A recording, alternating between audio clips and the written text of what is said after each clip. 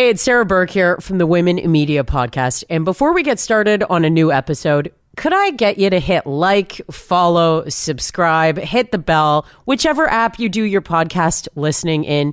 Make sure you're all set up so you know when there's a new episode and you can help spread the word.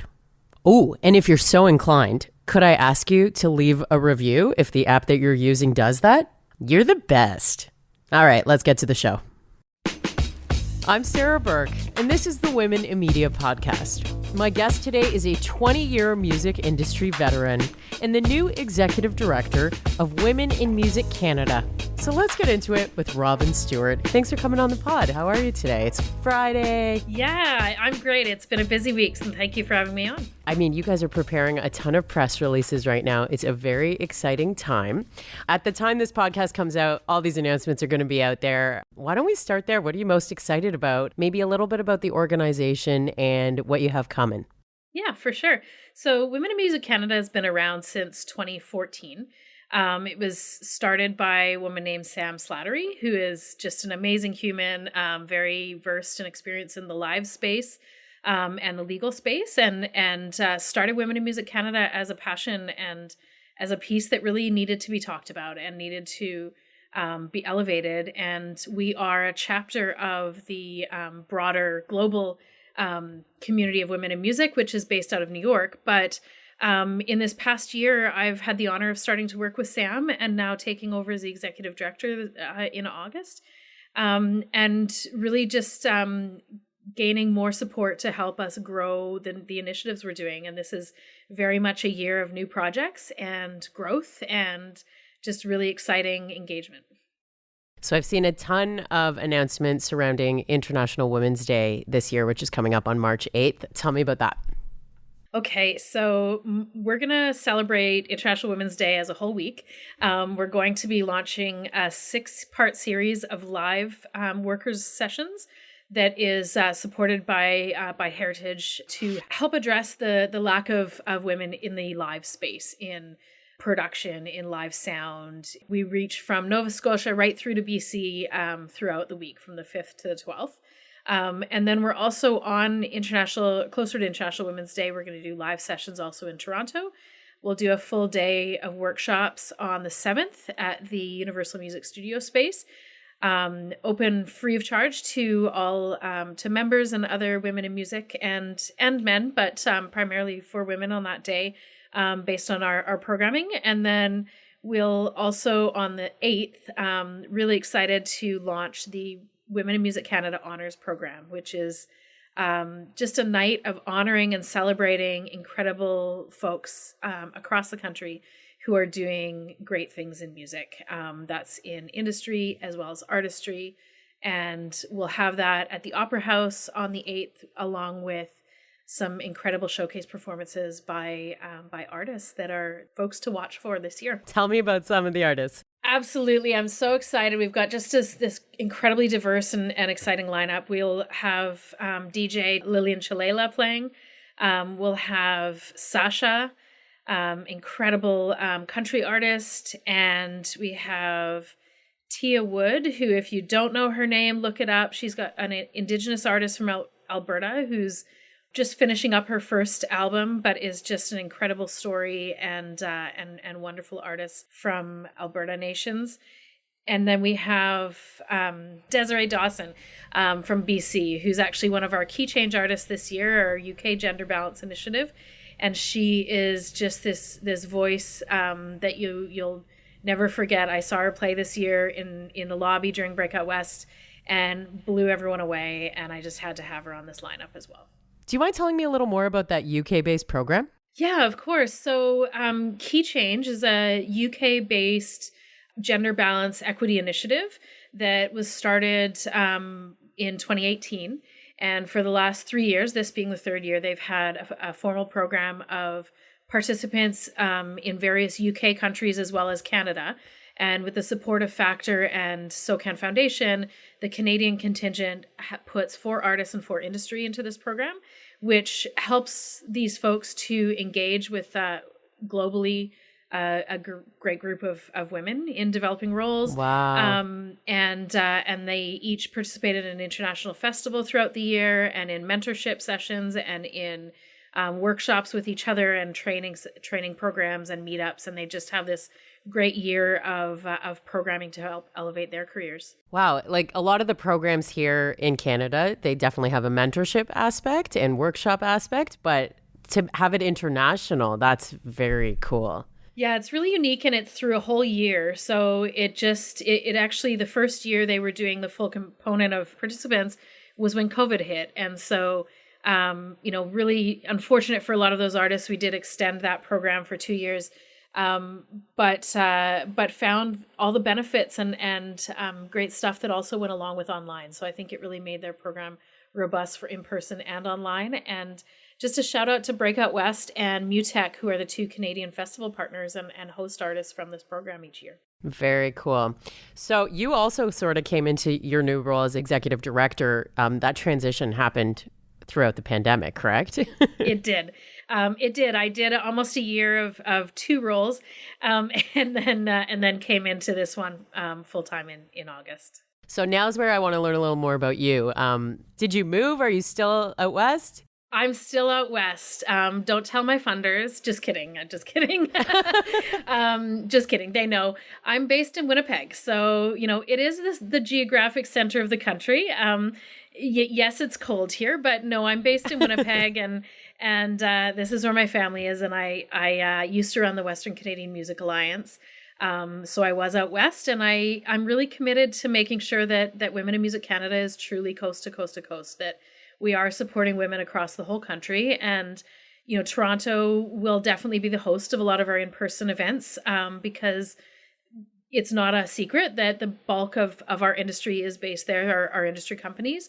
But there's such great talent across the whole country in industry and artistry. And I want to make sure that people don't feel that they have to move to Toronto or to Vancouver, etc., to succeed. And we want to support them wherever they are. I feel like that's a topic that can be somewhat controversial at times for artists across this country. So I love that you're committed to that.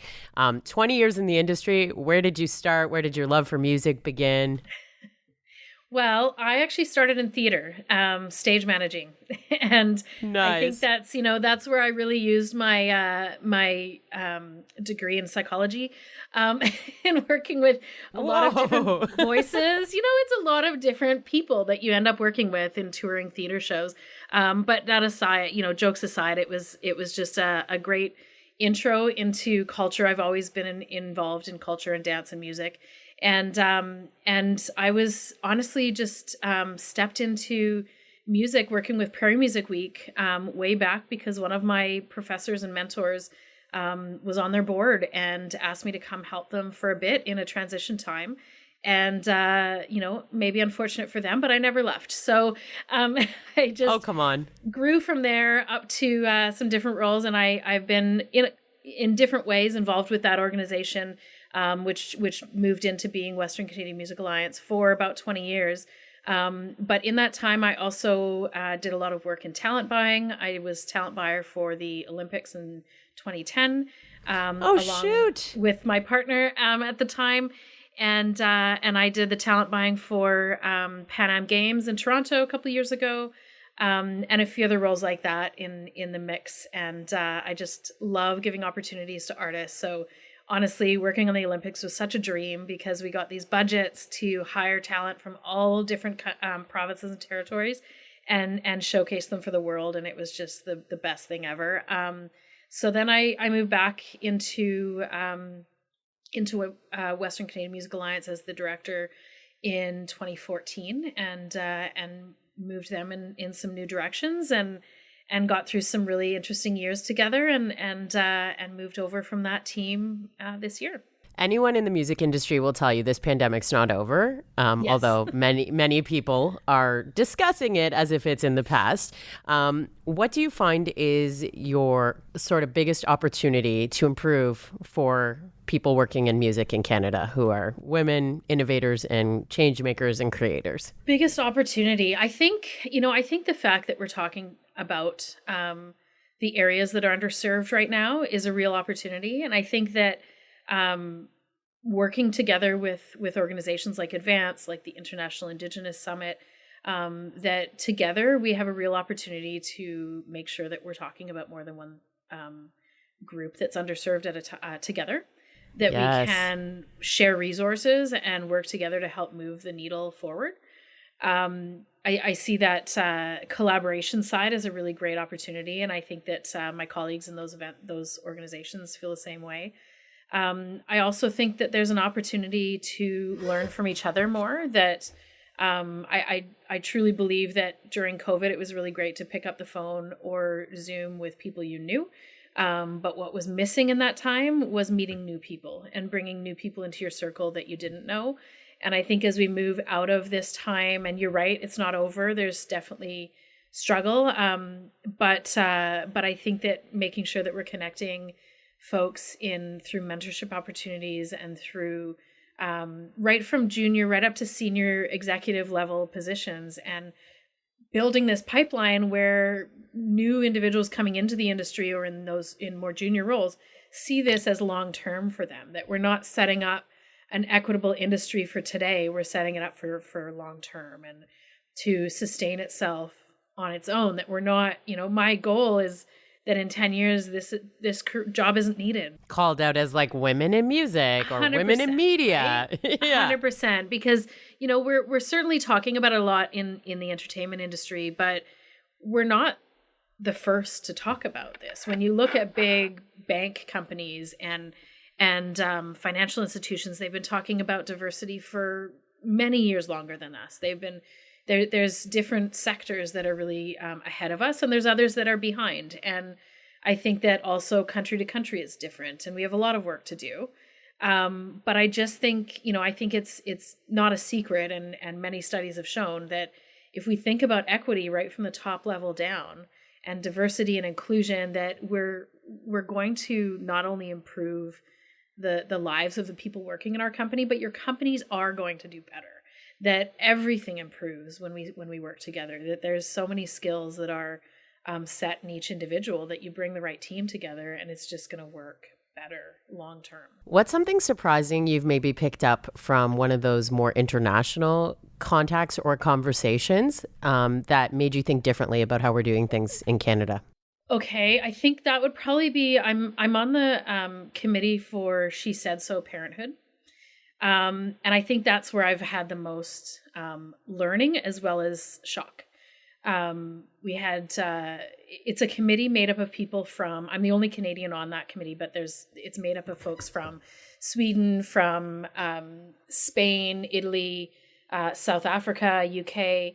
And it was really interesting in the early days of talking with that committee that the experiences that people had in their countries and the things that are still going on. So there was an artist, for example, on that committee, there still is, who is a parent. And when she became pregnant for the first time, she hid it from folks that like so many do, buying her, like that were hiring her to be on their stages. And she hid it as long as she possibly could, because she truly felt, and I think she was probably right, that they would cancel her gig if they knew she was pregnant. And to me, it's like, I think maybe it's sheltered or something, but I feel like we're beyond that. And speaking with parents in Sweden and the situations they have and the opportunities they have versus Canada, versus Italy, versus South Africa, it's so varied. And I think that we have a real opportunity,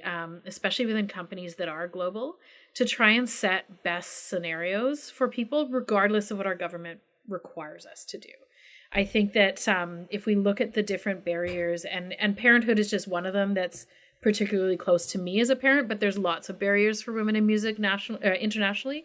But if we look at those barriers and help as a company to protect from those, and to make your company more appealing, to have women in all levels of management in your company, then, we don't have to just provide what the government requires. You don't have to go, okay, you can get 2 weeks leave, you can get 3 months leave. Just go, okay, actually, this is what the best scenario is worldwide, and we're going to offer that.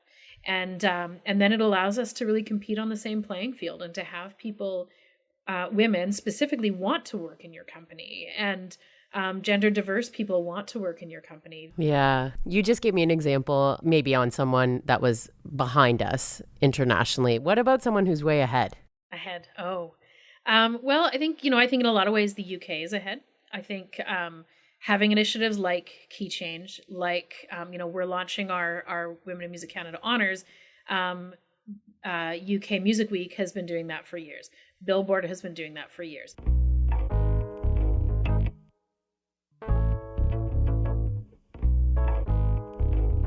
You sort of work for that part of the industry that can be very challenging and a slow crawl towards progress. How do you stay motivated? What lessons have you learned over the years that help you find hope? There's been tough stuff. I've had the pleasure of working with some incredible teams. I've worked with incredible board of directors, and so there's definitely been a lot of support. I think that, the toughest thing is being put into conversations where you're just flat out being yelled at. And that if you weren't a woman, you wouldn't be in this situation. And that to me is what's so disheartening, because you can work twice as hard as the person at the desk next to you who happens to be male, and you still get the brunt of the anger. I haven't had that a single day since I started working with this company, and even quite a bit within WCMA.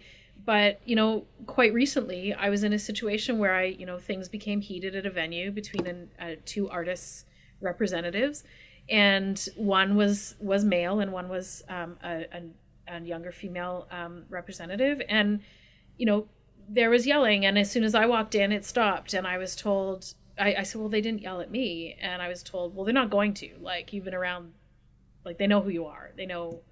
And I felt, you know what? Personally, I was glad I wasn't yelled at. But what really bothered me is that other person shouldn't be either. And I just, as much as I'm a little later in my career, I don't want people coming in newly to fear that or to experience that. And I think that it doesn't matter what level you're at. If someone young in their career is really doing something that maybe could be done differently, we don't need to yell to say, we can have a conversation, right? And I think that we need to just really support each other as women, but also allies, and male allies and gender diverse folks. We need to really look at what is the actual situation. Let's step back from the current moment. And we work in an industry that is always going to have, moments that need to be dealt with really quickly, or things we can become passionate about. I mean, it's a passionate industry, and that's good.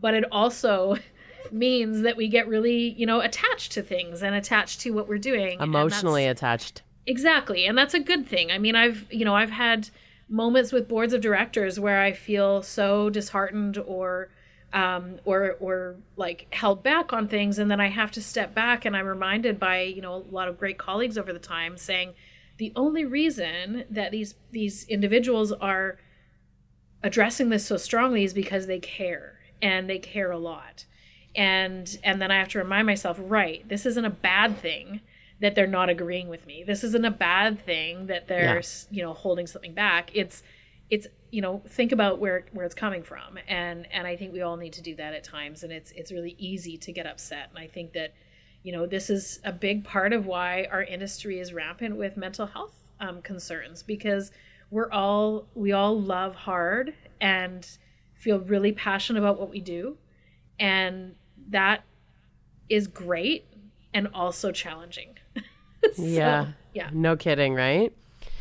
So going back to you witnessing this other person being yelled at, how did you deal with that situation? Did you step in?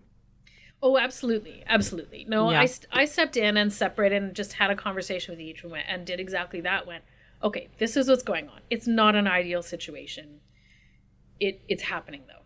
So let's figure out something where neither of your clients loses. Let's figure out what our best case scenario is out of this unfortunate case.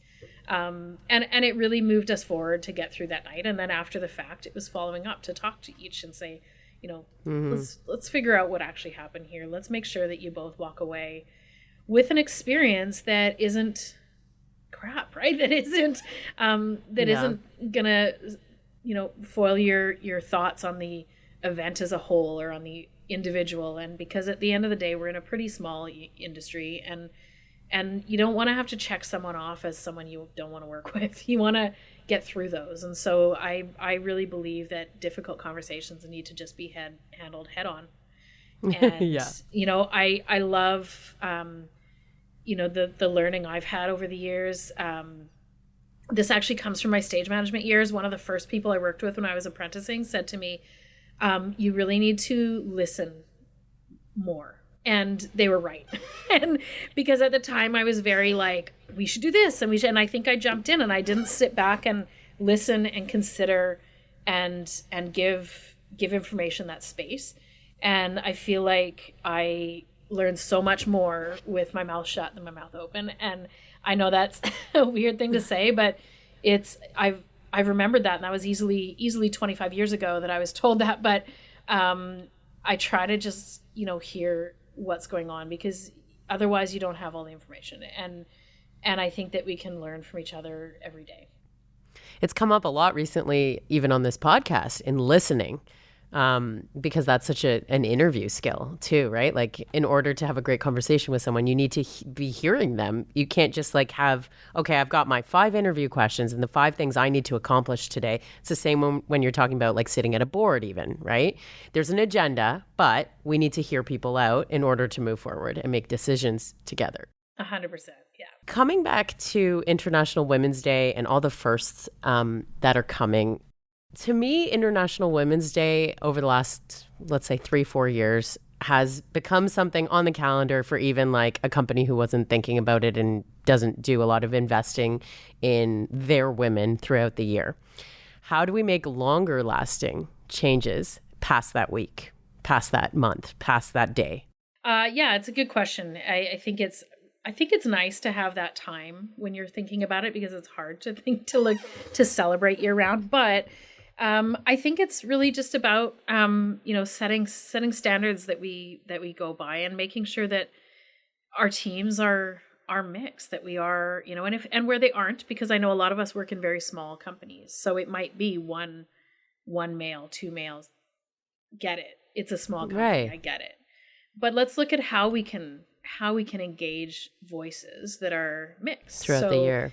Exactly. So I mean, we're one. Right now, I'm the only person full-time staff here. I am a white woman. I have that experience, but I don't have the experience of a trans individual. I don't have the experience of a BIPOC individual, an Indigenous artist, a Black person. And so I constantly seek out advice and thoughts and connect with our board, which is diverse, with colleagues in the industry, and just keep conversations going and check in, because I can't possibly have every experience as one person. Fingers crossed, we're going to grow, and then we can have those folks on team. But when I get the opportunity, like with the events coming in March, to hire some support staff, I'm going, okay, who has a very different experience than me? That's who I want. So that we can have those compensation going to folks who can really make sure that we're checking ourselves, that we're looking at what we can do. So I think that's definitely it, is just starting right from the makeup of your company. But this is also maybe a good time to throw in some of the other things we're doing through the year that are helping with this. Yes, please. Yes. So we have a program I took over when I started that was running super well, is our Entrepreneur Accelerator program. So looking at folks from just stepping into entrepreneurial activities or early in their careers in music, and helping train them in how to start your business, branding, financial, etc. And that's a program that's run with support of City of Toronto and TD in the past, and Factor and Ontario Creates and Creative BC. Typically, when do applications open for that? So applications are closed for this one, but we're going to run it again in the fall. So applications will open May, June. We'll keep that in our newsletter and our socials posts and on our site. So make sure to get on that so you get it right away. But we will run it again in the fall. And then we are also launching a new program that's more information coming soon, but it'll be focusing on executive level management and Cool. looking at the other end of the career path to solve the issue of having a lack of women in senior level roles, so that people coming into the industry really see it as a lifelong career for them. And then in the middle, working with partners, a lot of the music industry associations across the country and our chapters are doing great programming, and we want to support and elevate what they're doing, that really, to a great extent, handles that mid-level career, so that we really are supporting that full pipeline and building a legacy for equity. Now, before I ask you to nominate a few women to come on this podcast, which is how I like to end it, just because you work so closely with so many brilliant people, tell me a story that's really stuck out to you lately that reminds you why you love what you do. You know what? Honestly, one of the things that I'm really excited about this is the amount of uptake we're having on things we're putting out. We had almost 150 applicants to our Entrepreneur Accelerator program, and I read every one of their applications. Aww. Because to me, even if they're not getting into the program this year because of we can only do so many, they were sharing with us what they wanted, what their goals were, and what they wanted in support, what we could do. And I took a half day and just read everything. And that was just the most inspiring day, because it first of all, I ended the day with my head swimming of all the things we need to do as an organization. Yeah. Yeah. And it was just it was like, I couldn't ask for better research. But just, the fact that I then, I felt really bad having to reach back to the folks who didn't make it. But a lot of them came back to, I gave a lot of ideas, like, this is what else we're doing. This is when we're going to open submissions next year, and et cetera. It was really rewarding that some of those folks also reached back to me and said, thanks for letting me know and for giving this advice or this information. I'm just so honored every day to work with people who genuinely just want to get along.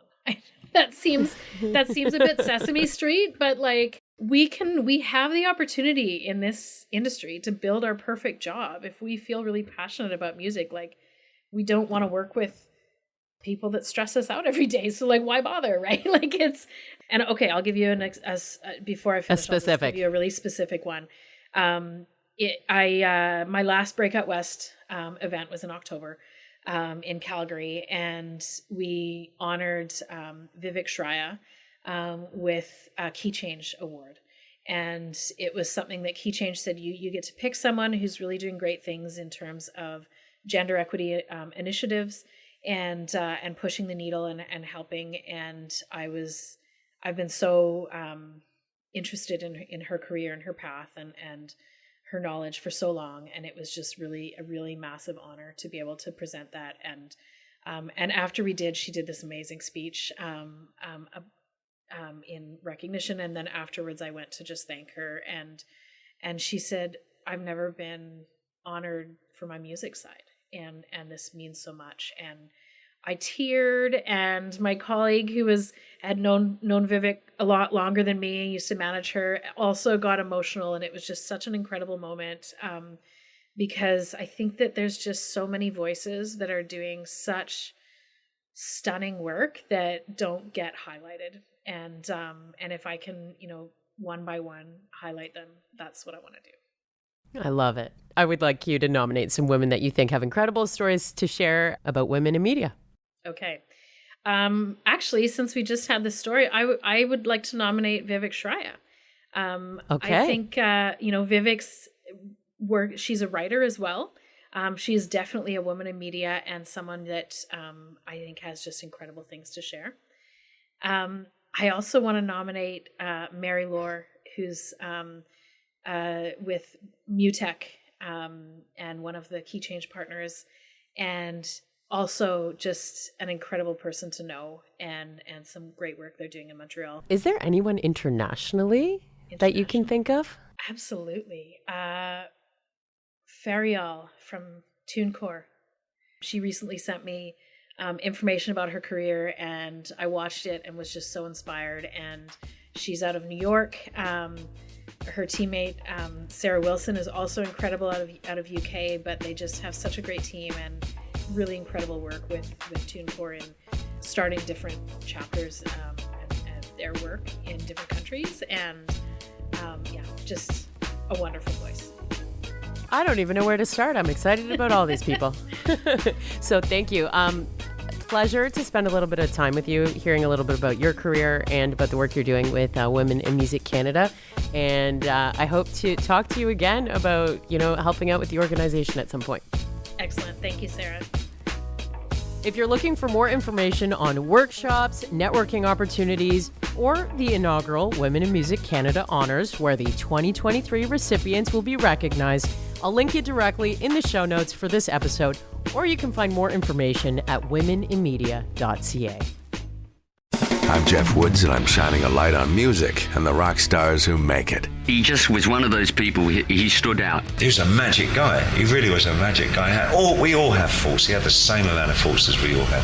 This was before Led Zeppelin. Robert was full on. I mean, he was Led Zeppelin without the band behind him. He had the hair, the jeans, the whole thing, and he was amazing. The Records and Rockstars podcast, heard around the world and yours to hear wherever you get podcasts. All the episodes from jeffwoodsradio.com.